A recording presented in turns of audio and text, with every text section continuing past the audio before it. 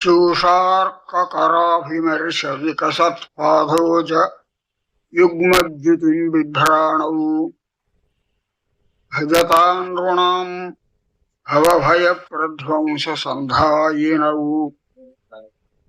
मच्चित्तेन खरप्रभाभिः अमितं दीपावली वैभवं तन्वानौ वरयोगिवर्यचरणौ मां पालयेतां सदा।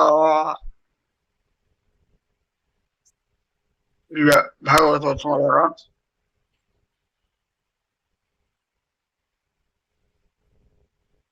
నిన్న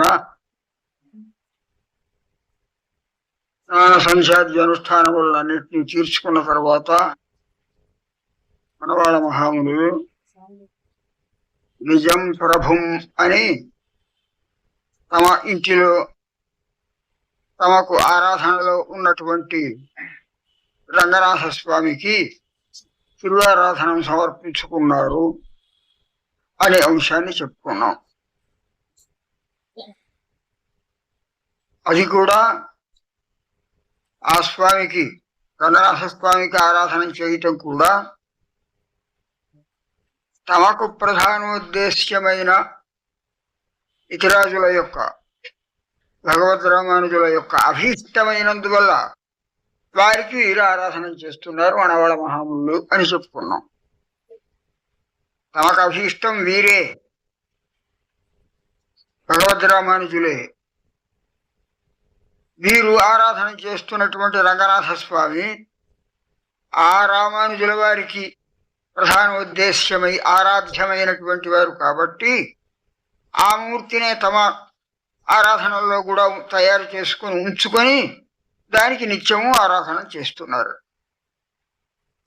దానికి నిత్యము ఆరాధన చేయటానికి ప్రధాన కారణం రామానుజులకు అభీష్టమైనందువల్ల. తమకు అభీష్టమైనది వీరి యొక్క శ్రీపాదములే, రామానుజుల యొక్క పాదములను సేవించటమే. వారికి అభీష్టమైనందువల్ల వారు తమకు రంగనాథుణ్ణి ప్రియంగా ఆరాధిస్తున్నందువల్ల వారి అభీష్టమైన దైవాన్ని కూడా తాము ఆరాధిస్తున్నారు అని సమాధానం చెప్పుకున్నాను. ఇక్కడ ఒక ఉదాహరణ ఇస్తారు.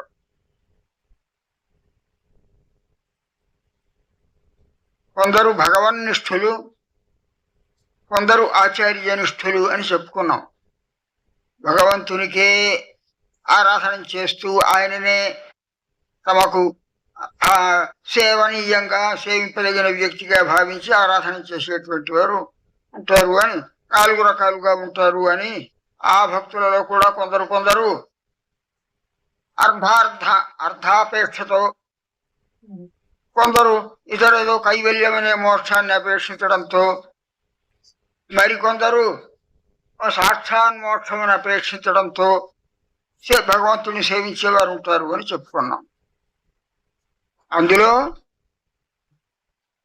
ఈ చతుర్విధములైనటువంటి వారిలో కూడా ఇతర ఫలములను అపేక్షించకుండా కేవలం భగవత్ సన్నిధిని అపేక్షించేవారు ఎవరైతే ఉన్నారో అటువంటి వారిని ఆయన అత్యంత ప్రియంగా చూస్తాడు కనుక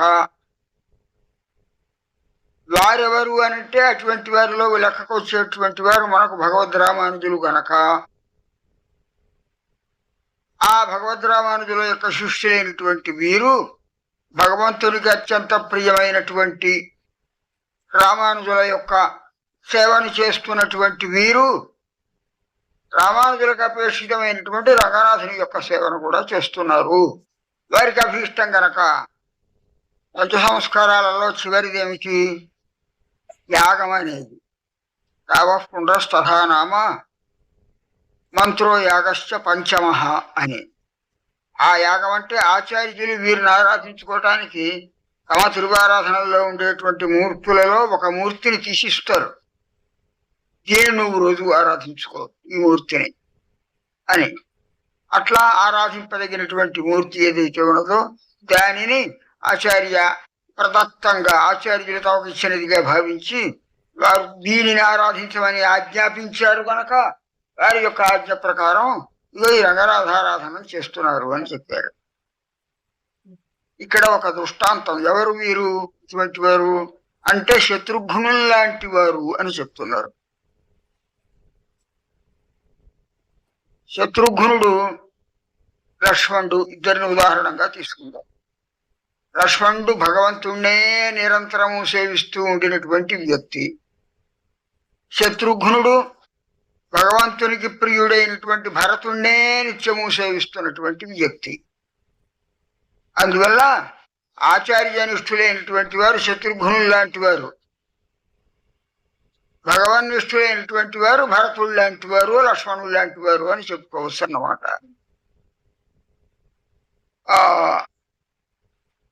శత్రుఘ్నుడు కూడా రామాయణంలో ఒక చోట తాను చెప్పుకున్నప్పుడు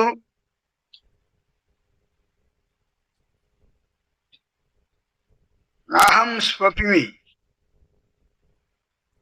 జాగర్మే తమేవార్యం విచింతయన్ ఇచ్చేవమవదద్ భ్రాత శత్రుఘ్నో భరత ప్రియ అని శత్రుఘ్నుడు ఒక చోట చెప్పినటువంటి మాట.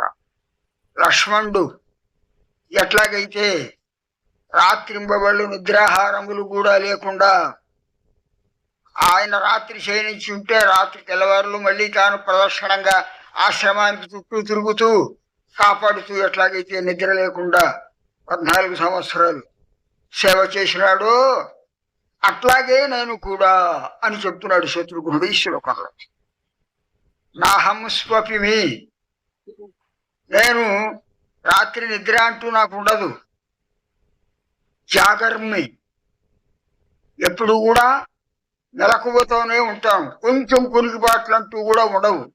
లక్ష్మణుడు కూడా అట్లాగే సేవించాడు, తాను కూడా అట్లాగే నాహం స్వపిమి జాగర్మి తమేవార్యం విచింతయన్, నాకు పూజ్యుడైనటువంటి భరతుణ్ణే మనస్సులో ధ్యానించుకుంటూ ఆయన సన్నిధిలో నిత్య సేవ చేస్తున్నాను. ఇచ్చేవం అవదద్ భ్రాత శత్రుఘ్నో భరత ప్రియ అని. అట్లా శత్రుఘ్నుడి వలె శత్రుఘ్నుడు భరతుడేమో రామచంద్ర స్వామి యొక్క పాదుకలను సేవిస్తున్నాడు. తాను ఈ శత్రుఘ్నుడు ఆ భరతుడినే విడిచిపెట్టి ఆ 14 సంవత్సరాలు మళ్ళీ అయోధ్యకి రాకుండా అక్కడే నంది గ్రామంలో ఉండి ఈ భరతుడికి సేవ చేస్తున్నాడు ఈయన. అట్లాగే ఈ వీరు కూడా వరవరమునీంద్రులు మనవాళ మహాములు కూడా తమకు అత్యంత ప్రియమైన ఆ పరమాచార్యులైనటువంటి రామానుజుల యొక్క సేవనే చేస్తూ ఆ రామానుజులు ఎవరినైతే సేవించారో రంగనాథుణ్ణి, ఆ భరతుడు ఏ రాముణ్ణి రామపాదుకల్ని సేవించాడో అట్లాగే రామానుజులు సేవించినటువంటి రంగనాథునికి వీరు ఆరాధన చేస్తూ ఉండేవారు ఈ భరతులు. ఎవరు? ఈ మనవాళ మహాములు. అంటే మనవాళ మహాములు ఇప్పుడు మనకి శత్రుఘ్న స్థానంలో ఆచార్యనిష్ఠులుగా ఉన్నారన్న అని ఈ సంగతిని ఇంతవరకు మనం నిన్న చెప్పుకున్నాం. ఇవాటి నుంచి మనం చెప్పుకునేటువంటి శ్లోకం కతస్వార్థం వినిర్గత్య నృత్యైర్నిత్యానపాయిభిః శ్రీరంగమంగళం ద్రష్టుం పురుషం భుజగేశయం మహతి శ్రీమతి ద్వారే గోపురం చతురాననం ప్రణిపత్య శనైరంతః ప్రవిశంతం భజామితం. ఇక్కడి నుంచి కావాలి ఈ శ్లోకాల దగ్గర నుంచి. తతః వెనకాల నేను వెళ్ళి ఆశ్రయించడంతో మొట్టమొదటిసారిగా అయ్యా దేవరవారిని ఆశ్రయించి మీ ద్వారా పంచ సంస్కారాలను పొందుతాడుట అని వారు వీరు ఆ శిష్యులైనటువంటి వారు కొందరు చెబితే అట్లాగా అని కాల ప్రతీక్ష లేకుండా వెంటనే అనుగ్రహించి వారి యొక్క ప్రార్థన ప్రకారంగా పంచ సంస్కారాలను వీరికి మనవాళ మహాములు చేశారు. ఇక్కడ ఏం తెలుస్తోంది అనంటే ఆర్తులైనటువంటి వ్యక్తి వచ్చినప్పుడు ఆత్మలాభాత్ పరంకించి అన్యన్నాస్తి నిశ్చయాత్ అని వెనకాల చెప్పినట్లుగా అటువంటి వ్యక్తి వచ్చాడంటే అదే తనకు పరమ ప్రియంగా భావించి అతనికి వెంటనే ఉత్తమ సంస్కారాలను చేయాలి. కానీ సంవత్సర పరీక్ష, 6 నెలల పరీక్ష మొదలైనటువంటి పరీక్షలు చేయవద్దు అని ఇక్కడ అటువంటి యోగ్యులైనటువంటి వారు కనుక ఈ ఆచార్యులు ఇరుంబియప్ప అని ఈ శిష్యులైనటువంటి వారు వీరిని చూడటంతో ఆ పక్కన ఉన్నటువంటి తమ శిష్యులు కూడా అయ్యా తమను సేవించి ధన్యులు కావాలి అని భావిస్తున్నారు, వారికి సంస్కారాలను ప్రసాదించండి అని వారు కోరటంతో వెంటనే వీరు వారికి కావలసిన పంచ సంస్కారములన్నింటినీ చేశారు అని నన్ను మనం చెప్పు.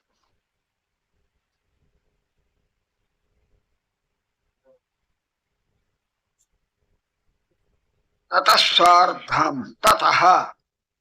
ఇట్లా నన్ను అనుగ్రహించిన తర్వాత నాకు సంస్కారమును ప్రసాదించి శ్రీపారి తీర్థాదులను కూడా నాకు ప్రసాదించిన తర్వాత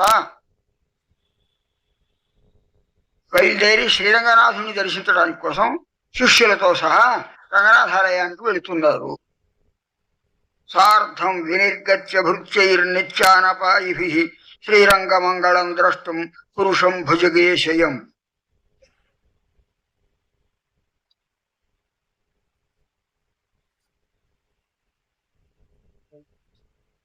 భృత్యైః నిత్యానపాయిభిః తమ దగ్గర ఉన్నటువంటి శిష్యులలో ప్రధానులైనటువంటి వారు ఎప్పుడూ కూడా ఆ లక్ష్మణాదుల వలె విడవకుండా ఉండేటటువంటి వారే.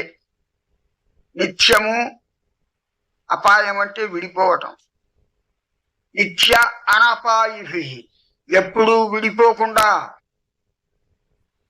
అటువంటి పరిస్థితి ఏదైనా వస్తే అయ్యో ఇటువంటి పరిస్థితి వచ్చిందే, దూరం ఉండవలసి వచ్చిందే ఆచార్యుల వారికి అని మనసులో బాధపడుతూ అటువంటి అవకాశంతో దురవకాశం చేరిపోయింది, తొలగిపోయిన తర్వాత మళ్ళీ వచ్చి వీరి సన్నిధిలోనే ఒక క్షణం కూడా విడవకుండా ఉండేటువంటి వారు ఎవరైతే ఉన్నారో అటువంటి నలుగురు శిష్యులతో 4-5 శిష్యులతో వినిర్గత్య నిత్యానపాయిభిః భృత్యైః వినిర్గత్య తమ యొక్క అటువంటి భక్తులతో బయలుదేరారు మఠం నుంచి రంగనాథ స్వామిని దర్శించడానికి. శ్రీరంగమంగళం ద్రష్టుం పురుషం భుజగేశయం. ఎక్కడికి వెళ్ళారు? శ్రీరంగమంగళం పురుషం, శ్రీరంగనాథ క్షేత్రంలో భవనంలో అంటే పెద్ద ఆలయంలో 6వ ప్రాకారంలోనో 7వ ప్రాకారంలోనో ఇదో మనవళ మహామల్ల యొక్క ఆశ్రమం ఉన్నది. రామానుజుల యొక్క ఆశ్రమం 4వ దాంట్లోనో 3వ దాంట్లోనో ఉంది. 8 ప్రాకారాలలో శ్రీరంగంలో. ఇక్కడి నుంచి తమ శిష్యులతో రంగనాథ స్వామిని దర్శించడానికి కోసం బయలుదేరుతున్నారు మనవాళ్ళ మహాభక్తులు. శ్రీరంగమంగళం ద్రష్టుం పురుషం. శ్రీరంగమంగళం పురుషం ద్రష్టుం అంటే దర్శించడానికి కోసం, సేవించడానికి కోసం రంగనాథ స్వామికి సేవిద్దామని చెప్పి బయలుదేరారు. పూర్వ దినచర్య దాదాపు పూర్తిగా వస్తోంది. ప్రాతకాలం లేచినప్పటి నుంచి కూడా అనుష్ఠానములన్నింటినీ పూర్తి చేసుకొని ఉత్తకుంటాల ధారణము, తిరుగారాధనము చేసుకొని ఆ సమయంలో వచ్చినటువంటి నన్ను ఇతరులైనటువంటి తమ ఇతర భక్తుల యొక్క ప్రార్థనతో నన్ను కూడా కటాక్షించి నాకు కావలసిన సంస్కారములన్నింటినీ చేసి నాతో పాటు వారందరితో పాటు రంగనాథాలయానికి బయలుదేరారు. శ్రీరంగమంగళం ద్రష్టుం పురుషం భుజగేశయం. భుజగేశయ అంటే ఆదిశేషుని మీద శయనించి ఉన్నటువంటి స్వామి అక్కడ ఆ మందిరంలో లోపల ఉన్నారు. దానికి శ్రీరంగం అని పేరు. శ్రీరంగం అని అసలు ఆ స్వామి ఏం చేసినటువంటి ఆ భవనానికే పేరు శ్రీరంగ భవనం అని. దానిని బట్టి ఆ క్షేత్రం, ఆ గ్రామం అంతా కూడా, ఆ 7 ప్రాకారాలు కలిగినటువంటి ప్రాంతం అంతా కూడా శ్రీరంగ క్షేత్రం అని చెప్పబడుతోంది. అన్ని క్షేత్రాలు ఉన్నవి కదా, తిరుపతి క్షేత్రమే, కాంచీ క్షేత్రమే, ఇంకేదో బద్రికాశ్రమం క్షేత్రమే, అన్ని క్షేత్రములు ఉన్నవి కదా. వాటి అన్నిటినీ ఏదే ఈ శ్రీ అని తగిలించలేదే. కాంచీ అన్నారు, ఏదో తిరుపతి అన్నారు, మొదలైనటువంటివి అన్నారు, కానీ ఈ శ్రీ చేర్చలేదే. అంటే ఈ శ్రీని చేర్చడంలో ఒక విశేషం ఉంది. ఈ క్షేత్రానికి, ఈ క్షేత్రంలో భగవంతుడు ఉన్నాడు. ఈ క్షేత్రంలోనే ఉండి సేవను చేసినటువంటి వారు చాలా మంది ఉన్నారు. స్వామికి నిత్య సన్నిధానంలో ఉన్నటువంటి వారు అందరూ ఇక్కడే ఉన్నారు. ఆళ్వార్లు ఇక్కడే ఉన్నారు. ఆళ్వార్ల తర్వాత వచ్చినటువంటి నాథములు మొదలుకొని యామనాచార్యుల వారు, రామానుజుల వరకు ఉన్నటువంటి పంచాచార్యులు అందరూ ఇక్కడే ఉన్నారు. రామానుజుల తర్వాత ఈ మనవాళ మహాముల వరకు ఉన్నటువంటి ఆచార్య పరంపరలోని వారు కూడా ఇక్కడే ఉండి సేవను చేస్తున్నారు. అందువల్ల ఈ శ్రీరంగానికి ఇటువంటి ఒక అతిశయం ఉన్నది కనుక దీనిని శ్రీరంగం అని అంటున్నాం. ఒటిరంగం అన్నది దీన్ని శ్రీరంగం అని అంటాం. దీని పై శ్లోకంలో మహతి శ్రీమతి ద్వారే గోపురం చతురాననం ప్రణిపత్య శనైరంత ప్రవిశంతం భజామితం మహతి శ్రీమతి ద్వారే అని మళ్ళీ ఆ శ్రీమతి అనే పదాన్ని రెండవ శ్లోకంలో కూడా చెప్పటాన్ని బట్టి ఈ క్షేత్రము శ్రీమంతమైనది. అంటే ఇక్కడికి వచ్చి చేరి భగవంతుడిని సేవించినటువంటి వారికి ఈ క్షేత్రం సర్వ విధములైనటువంటి ఫలితాలను సంపదలను కలిగిస్తుంది. శ్రీరంగం అని పేరు. శ్రీ అంటే లక్ష్మీదేవి వలే ఆప్యాయకమైనటువంటి అందరికీ సంపదలను ప్రసాదించేటటువంటి క్షేత్రము అనర్థం. లక్ష్మీ అమ్మవారు ఎక్కడ ఉంటే అక్కడ ఆమె యొక్క సంబంధం చేత ఆ ప్రదేశం అంతా కూడా పవిత్రం అవుతుంది. ఆ ప్రదేశం సర్వ సంపదలను ప్రసాదించేటటువంటి ఉత్తమ క్షేత్రంగా భావించబడుతుంది. లక్ష్మీ అమ్మవారు ఉంటే, లక్ష్మీ అమ్మవారు లేనటువంటి కేవలం నారాయణుడు ఉన్న క్షేత్రం అంటే ఏదైనా ఒకటి ఉన్నదనుకోండి, ఏది అంటారా?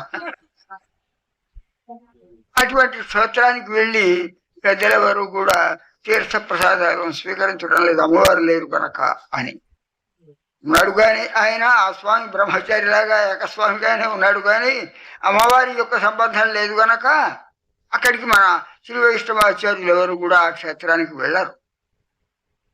శ్రీరంగం అటువంటిది కాకుండా లక్ష్మీ సంబంధం కలిగినటువంటిది కనుక లక్ష్మీ సంబంధం చేత క్షేత్రానికి అతిశయం. క్షేత్రానికి ఏమిటి, అసలు పరమాత్మ కూడా ఆ శ్రీ సంబంధం చేతనే ఆయన నారాయణుడు మనకు అందరికీ పూజ్యుడవుతున్నాడు. శ్రీ అనే పదానికి ఏదో అనేక రకాలైనటువంటి అర్థాలని చెప్తే భగవంతుణ్ణి ఆశ్రయించున్నది గనక మనలాంటి వాళ్ళనందరినీ భగవంతుణ్ణి ఆశ్రయింపచేసేది కనుక శ్రీ అనే పదంలో ఉన్నటువంటి విశేషాలు. తాను భగవంతుణ్ణి ఆశ్రయించింది, మనలాంటి వారిని భగవంతుణ్ణి ఆశ్రయింపచేసింది.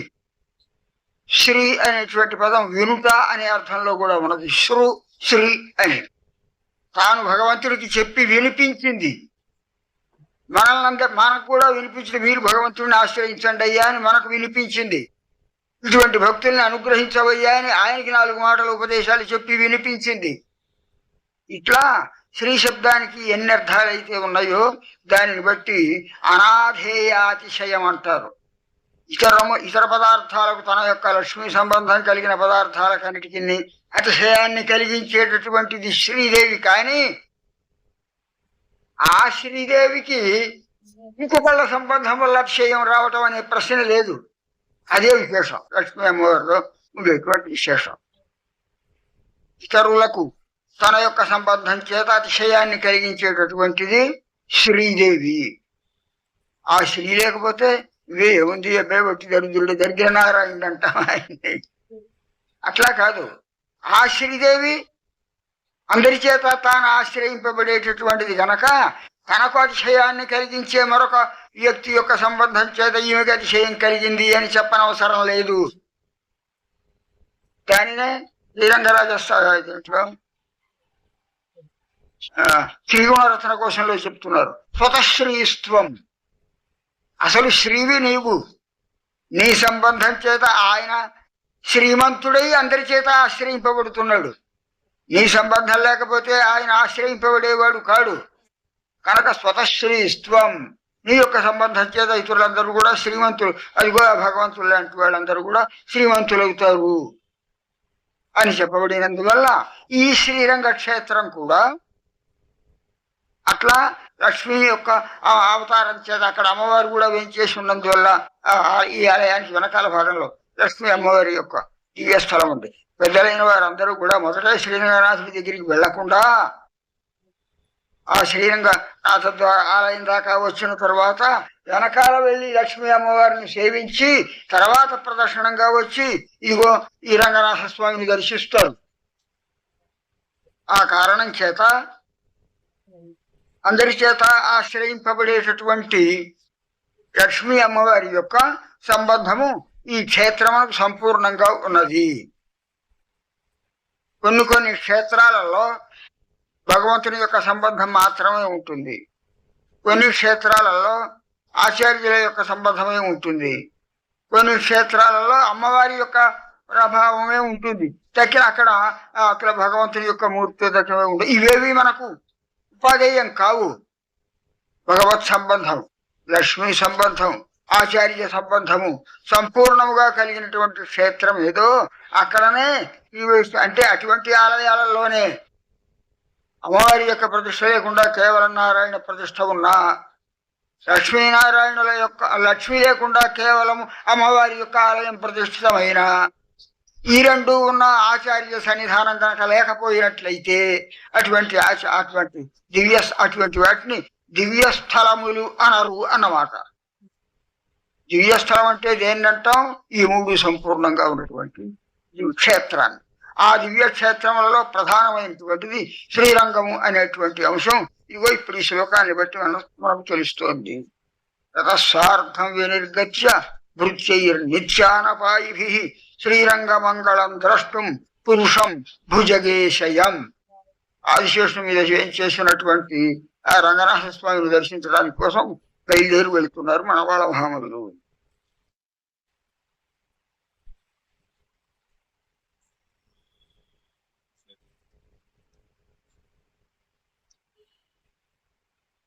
నిత్యానపాయిభిః వారి దగ్గర ఉన్నటువంటి శిష్యులు ఎటువంటి వారు? నలుగురు వీరు వెంబడి ఉన్నటువంటి వారు గొంతులు పెట్టుకొని ఇవాళ గురువు గారితో నువ్వు వెళ్ళు, రేపు నేను వస్తాను, కానీ అవన్నీ నేను కాసేపు ఇక్కడ విశ్రాంతిగా ఉంటాను ఆయన గొంతులు పెట్టుకునేటటువంటి వారు కారు. గురువు గారిని అనుసరించడంలో అందరూ కూడా నిత్యము అనపాయిన విడిపోకుండా వారిని సేవిస్తున్నటువంటి వారే. ఇక్కడ ఒక విశేషం, సీతమ్మ వారిని గురించి రామాయణంలో ఒక విశేషం చెప్పబడ్డది. ఈమె నీవు ఆచరించేటువంటి ధర్మాలను అన్నింటినీ నీకు తోడుగా ఉండి, ఈ సీతమ్మ కూడా నీ సహధర్మచారిణిగా ఉండి నువ్వు చేసే గృహస్థ ధర్మాలని లోకరక్షణాన్ని ఈమె కూడా చేస్తుందయ్యా అని చెప్పి జనకుడు కన్యాదానం చేస్తూ చెప్తున్నాడు. ఛాయేవానుగత సదా అని, నీడవలే ఎప్పుడూ నిన్ను వెంబడించి ఉండేది అని అన్నమాట. ఇట్లాగే నీడవలే ఇక్కడ వీరందరూ కూడా నిన్ను గడవకుండా ఆచార్య సేవ చేస్తూ ఉన్నటువంటి వారే, వారి శిష్యులైనటువంటి అష్టదిగ్గజాలు అని చెప్పబడినటువంటి శిష్యులందరూ కూడా. నీడవలే అని చెప్పాం, కానీ ఆ నీడ కూడా అసలు సరైనటువంటి ఉపమానం కాదు. నీడవలే అంటే ఏమిటి? మనం ఎక్కడికి వెళ్తున్నప్పటికీ ఆ నీడ మనల్ని వదిలిపెట్టకుండా ఉంటుంది. ఎదురుపుడు చూస్తే మనం బడి ఉంటుంది, మధ్యాహ్నం వచ్చినా మనకు దగ్గరికి వచ్చినా ఇక మనల్ని విడిచిపెట్టకుండానే ఉంటుంది ఆ నీడ. మళ్ళీ సాయంత్రం అయ్యేప్పటికి వెనక భాగంలో మనకి తను పెరుగుతున్నా మనం విడవదు. అట్లా నీడలాగా విడవకుండా ఉండేది అని అర్థం చెప్పవచ్చు, కానీ ఆ నీడ కూడా ఇక్కడ ఈ శిష్యులైనటువంటి వీరికి సరిపోదు కనుక నిత్యానపాయిభిః అని అన్నారు. ఎప్పుడు విడవకుండా ఉండేవారు అన్నారు. అంటే నీడ ఎప్పుడైనా విడిచిపెడుతుంది ఏమిటి? అవును, నీడ మాత్రం విడిచిపెట్టి ఉండదు. రాత్రి నీడ ఉంటుందా? చీకట్లో మనం నిలబెడతాం అనుకోండి, ఎక్కడ ఉంది ఆ నీడ? మనల్ని విడిచిపెట్టిపోయింది కదా. కనుక రాత్రి పవలు అనకుండా నిత్యము ఆచార్యులను వెంబడించున్నవారు అనర్థం. నిత్యానపాయిభిః అనే పదం చేత సూచింపబడుతోంది. శిష్యులైనటువంటి వీరందరూ కూడా నీడవలే అనుసరించి ఉన్నారు అని కాకుండా, నీడ కంటే కూడా అతిశయంగా ఎక్కువగా రాత్రి ఆచార్యులు క్షీణించి ఉన్నారు. వారికి వెంబడే ఆ ఆశ్రమం చుట్టూ వెనక భాగాలలో ఉన్నారు. కానీ ఈ రాత్రి అయిపోయింది, మన ఇంటికి మనం వెళ్ళిపోదామని వెళ్ళినటువంటి శిష్యులు కారు వీరెవరూ కూడా. ఆచార్యులు ఆజ్ఞ ఇచ్చి ఇక మీరు మీ ఇంటికి వెళ్ళి కాస్త మీ ఇంటి వ్యవహారాలు కూడా చూసుకోండి అని ఆజ్ఞాపించి వెళ్ళమంటే తప్ప ఎప్పుడు కూడా వీరిని విడిచిపెట్టి బుద్ధిపూర్వకంగా వెళ్ళేటటువంటి వారు కారు అని నిత్య అనపాయిభి అనే స్థలం చేసి అట్లా తమనే నిత్యం అంటిపెట్టుకొని ఉండేటటువంటి శిష్యులతో కలిసి నిత్య అనపాయిభి మహతిశ్రీమతి ద్వారే నిత్యానపాయిభి శ్రీరంగమంగళం ద్రష్టం పురుషం భుజగేశయం వీరితో పాటు రంగనాథ స్వామి ఆలయానికి వెళుతున్నారు.